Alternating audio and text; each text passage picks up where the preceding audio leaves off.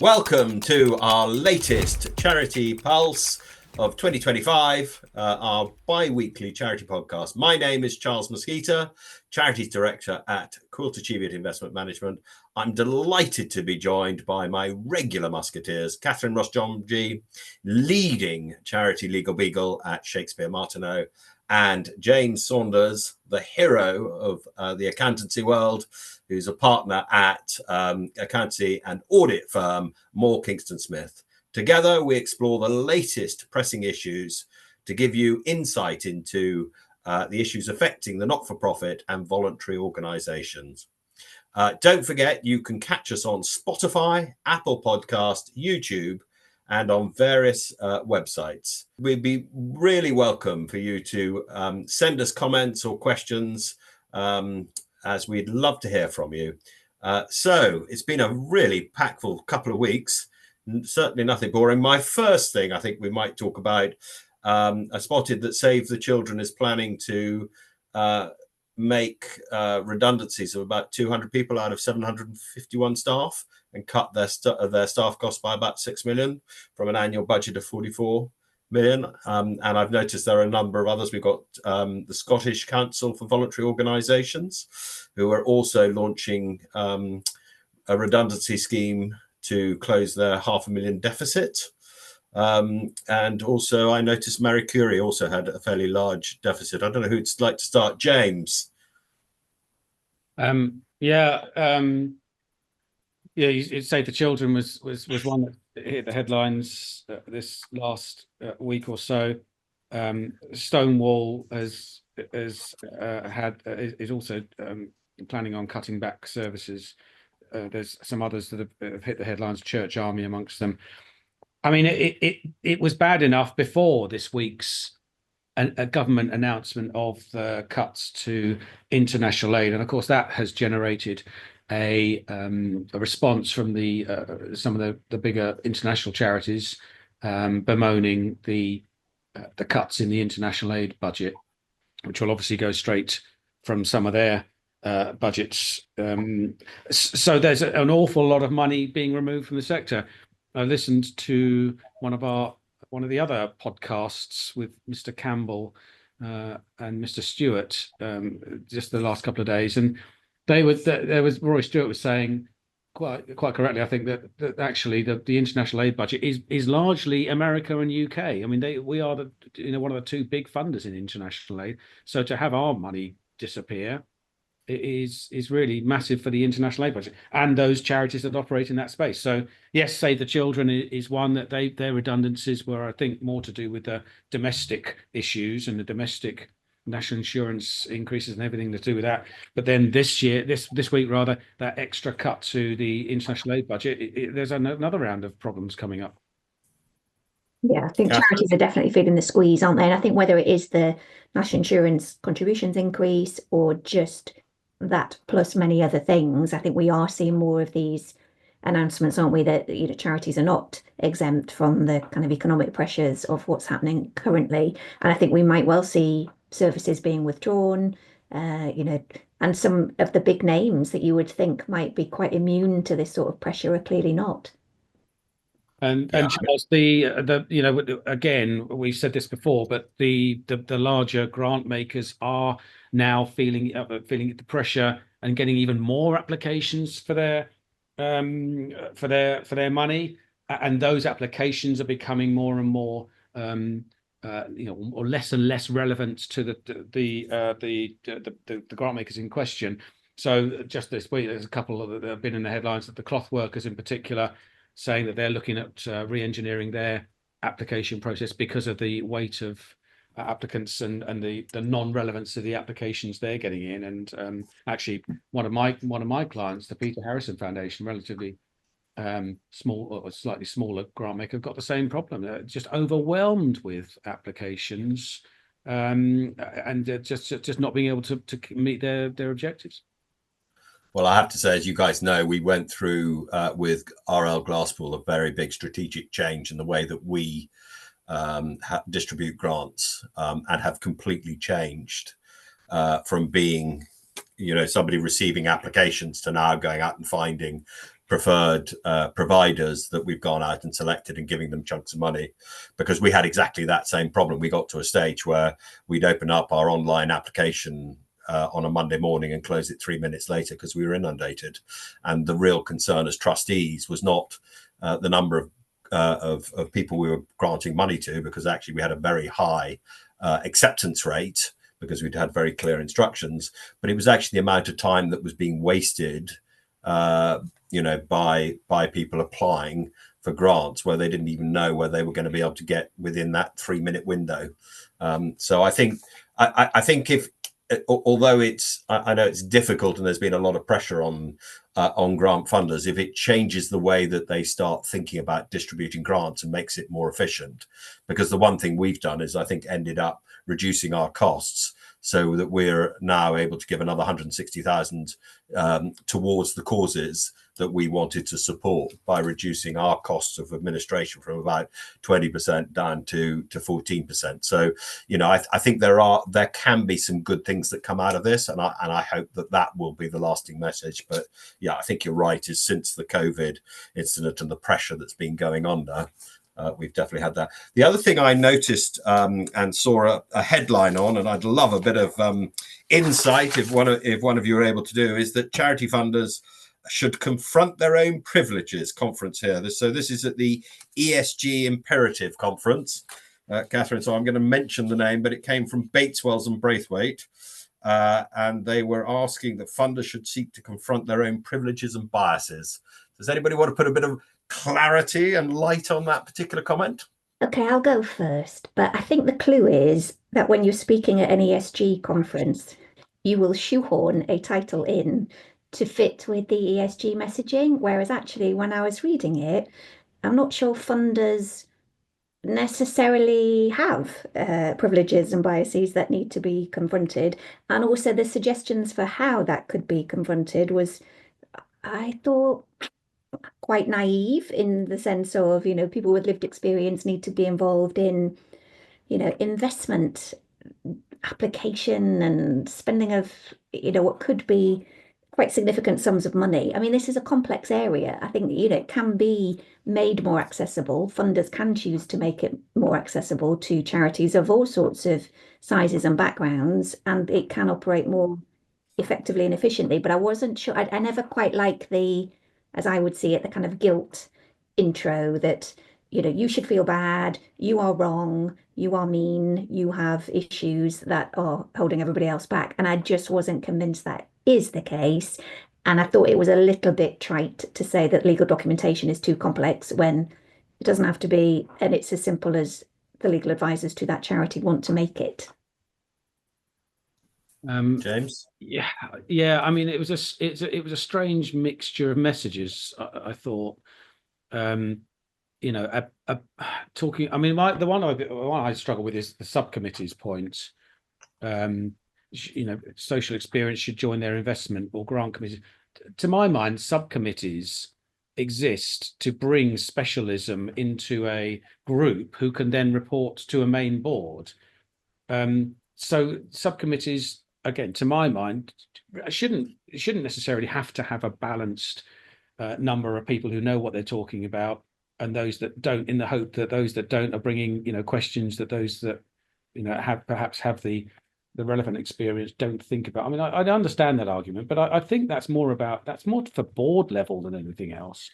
If you're having a subcommittee to bring, it's designed so that knowledgeable and expert people can do the granular work that perhaps boards of trustees, who, as we said before, are not full-time employed people in any way, shape or form. It's a delegation of duties so that you don't have to, too much work falling on too few people. Yeah, I mean, I'm a great believer of people with lived experiences being on boards and, having them as voices, because I think that's useful. But I mean, there was one particular comment in this article, and because it's in inverted commas, I assume it was actually stated. But very cold, harsh, one-sided legal documents could sour the relationship between funder and recipient before it even begins. And you just think, hold a second here, we're dealing in the charity sector. And I know from my own personal experience as a trustee, when you're drawing up a legal document, the two things you want to do, particularly for a small organization that doesn't have that expertise, is one, that it is fair for both sides, and that it is also clear and so that they understand exactly what the obligations. This isn't a business arrangement. This isn't, you're not trying to do somebody out or anything. You're just trying to put something in place that gives clarity to the relationship. So I must admit, I was slightly bemused by the whole conversation. It did make me laugh, because I thought the very cold, harsh document made me think, well, I'll put some smileys in partway through to keep everybody's spirits up, and I'll define them as friend 1 and friend 2, and we're in this together, LOL, lots of love at the end. Do you think all legal documents would do well with having a few emojis in them? A few more emojis. I think, can't get enough of them. Yeah, brilliant. That leads me on to the next thing I read, which is sort of tied up with going back to the first topic around redundancies, but toxic workplace culture. So there was a survey out from Charity Job Finder, Civil Society, about toxic workplace culture, main reason behind staff's resignation, new research says. Yeah. It was also the even higher proportion was burnout and work-related stress were widespread and reporting of frequent or constant stress. And I thought it was quite a good antidote to those that say those working in the charity sector are too well paid and in cushy jobs, whereas doesn't sound much like that to me. Talked about recognition and appreciation were found to be lacking.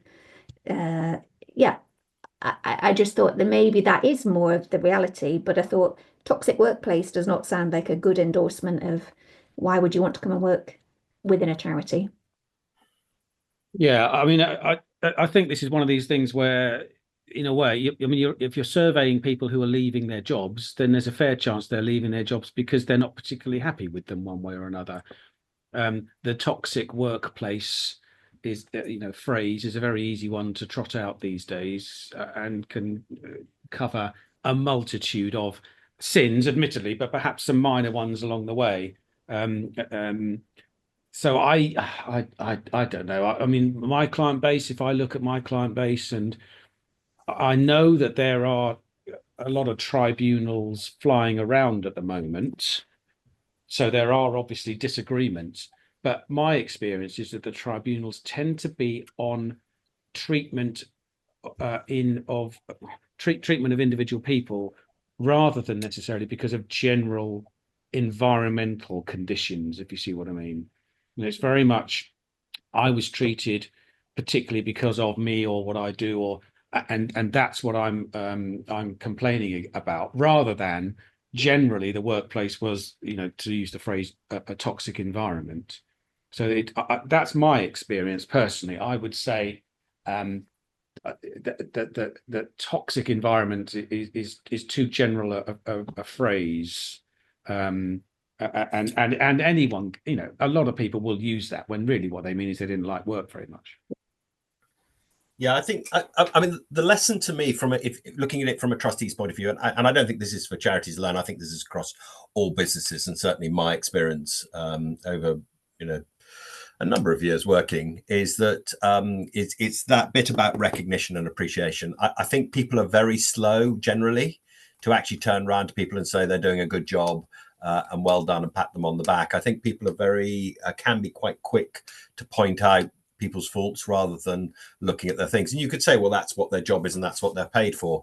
But actually giving people a little bit of encouragement and saying thank you occasionally normally goes a very long way. The final thing I did notice is that there was a survey of small charity leaders. I'm not quite sure what the definition of small is, but where there is report of poor mental health due to their roles, 20% experiencing severe impacts such as suicidal thoughts, hospitalization, and burnout.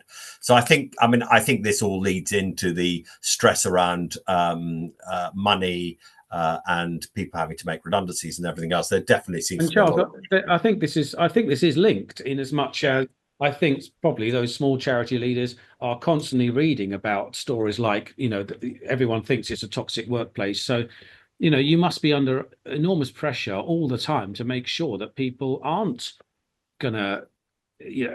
dissatisfied and aren't going to claim to be dissatisfied in these sort of surveys. I mean, as an employer myself, if you like, I always worry about our teams and desperately hoping that they are happy and we can keep them happy, because A, they people deserve that, but B, it's very, very easy to make quite serious complaints these days, even if it's not in tribunal or formal legal settings. It only takes people to get on social media or respond to these surveys, and suddenly your reputation is messed up. But I do think we need, but that people, if they do see, people doing good stuff, vocalize it, tell people that. I think it's too easy just to assume that they know. And I think take the opportunity, because actually that doesn't cost you anything. And giving somebody a pat on the back, and making sure it's genuine, it's not being sycophantic. It's just, get on with it, do it, because people will come away thinking, yeah, actually, thanks very much. You've appreciated what I've done. Yeah.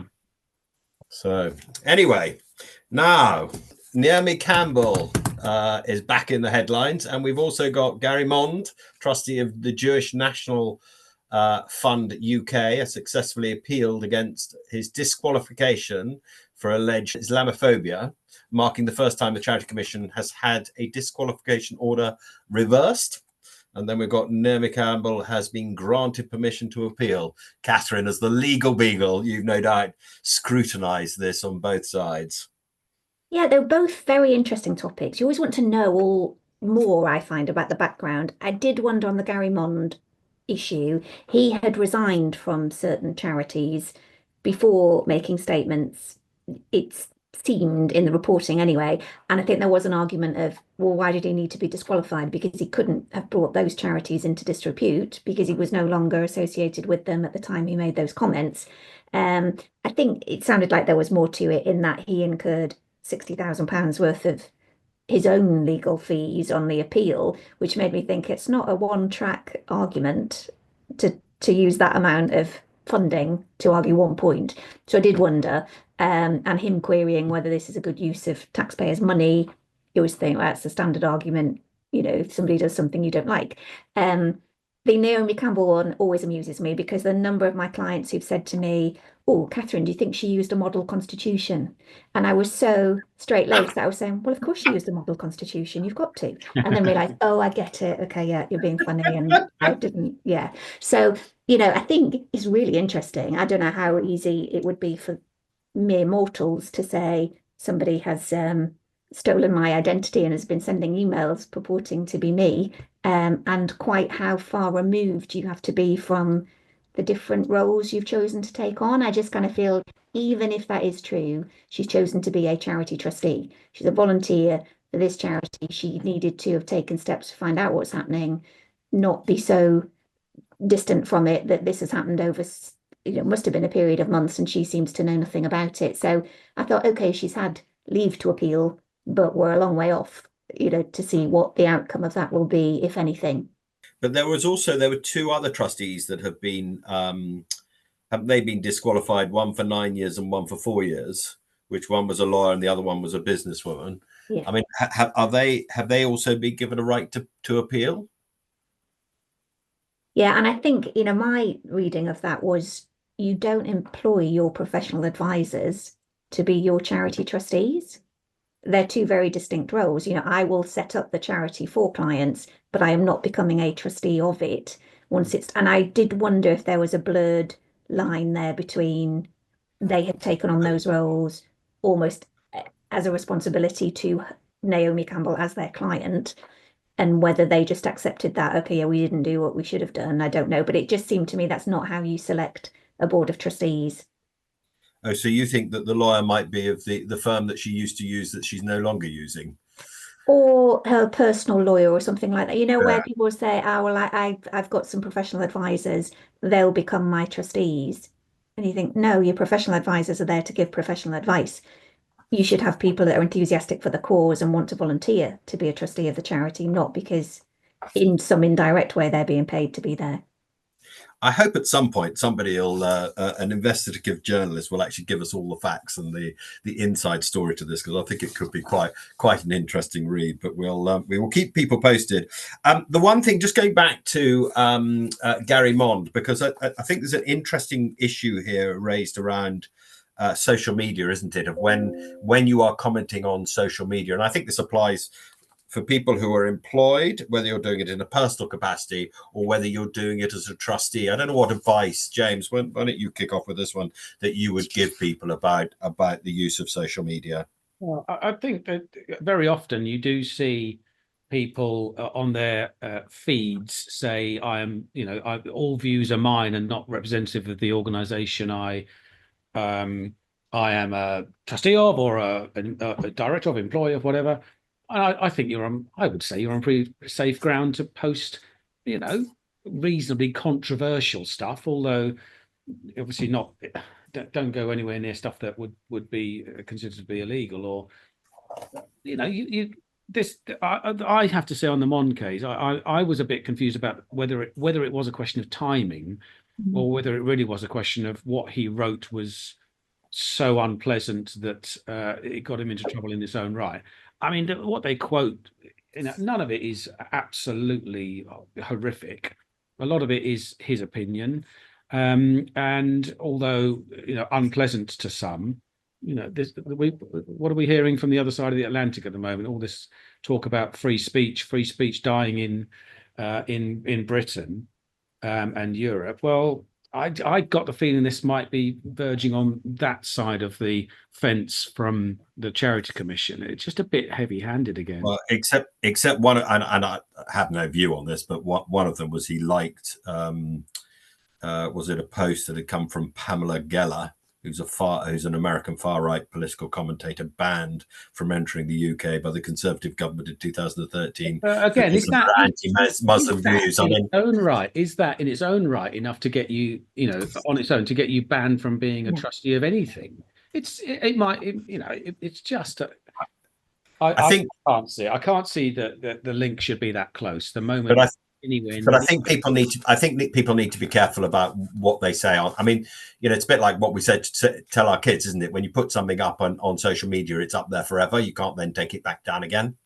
So what views you may have today, and things can get very, very easily misunderstood. I mean, I have to say, I've had a number of conversations over what has been happening with Israel and Gaza. And I have to say, it's a conversation that I've backed away from very quickly, because it becomes very contentious, and I never feel I quite know enough about it to really be able to comment with any authority. Catherine? I think it's interesting, because when I do trustee training, I talk to trustees about, there used to be, wasn't it? People think you can cut yourself in two, and you can post and say, these views are my own. It has no bearing on this charity of which I'm a trustee. But I'm not clear, actually, you can distance to that extent, because they are your views, and you are a human being, and your views influence the way that you make decisions when you sit as a trustee. So, is it enough distance to simply say these views are my own? And I see that more from trustees now, saying they don't post comments for that reason. Catherine, there's a difference between the distance from being a good trustee. Okay, you might be but frankly, you might be a pretty poor trustee and represent your charity badly, and not and just get them into trouble as this guy, and get yourself into trouble. There is a difference between that and being doing something so bad that you get barred from being a trustee. Yeah. I think, and the point of the tribunal came to in the end was it was unnecessary and it was excessive, and I think that's right. The guy clearly did some stuff that wasn't very pleasant to probably the majority of people, and some of the stuff that he was liking was stuff that the lady has, someone that's been barred from the UK. Okay, it's not great. But it's someone who's opinionated, and that's not enough to get him barred as a trustee. Yes. I think there are risks from it, but I totally agree. A disqualification order, they were saying it's not proportionate, wasn't necessary. Agree. Yeah. It does show, doesn't it, the whole thing about free speech and that balance between doing that and then becoming something else. And I just think you just got to be thoughtful whenever you're doing any of these things. I'm not saying that Gary Mond wasn't thoughtful, but because I have to say I haven't read his tweets and haven't looked at them and made no judgment on it. But yes, well, there we go. Anyway, so I suppose if we're those that are on active social media probably know this already, and those that are less so, like myself, who doesn't really do much on social media, if I do ever venture onto it, I shall be thoughtful.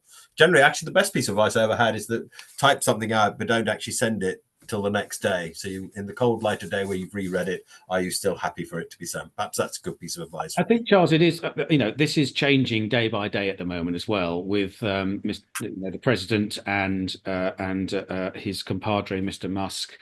They're changing, I think, the nature and dynamic of social media such that it's becoming, more is becoming, less is becoming unacceptable. Let's put it that way. And I know at the same time, as a lot of charities, it's all been reported, they're all leaving X in their droves at the moment, understandably, because it is becoming toxic, to use that phrase, that word from earlier. But, those that use it are just becoming freer with it. Yeah, it's interesting because Charity Finance Group announced this week that they're leaving X. So they're just another of charities that are not getting out. Yeah. Anyway, something to discuss in the future. I think that's a good place to end so that people can think about that. Thank you, James. Thank you, Catherine. Say that we live in interesting times would be an understatement. I think I said exactly that last time, and I shall say it again. Thank you for listening. We'd love to hear from you. If you have any questions or want us to cover any particular topics, please do get in touch. Do share with friends and family. And according to our friend in the White House, Truth Social, this is the only charity podcast worth listening to.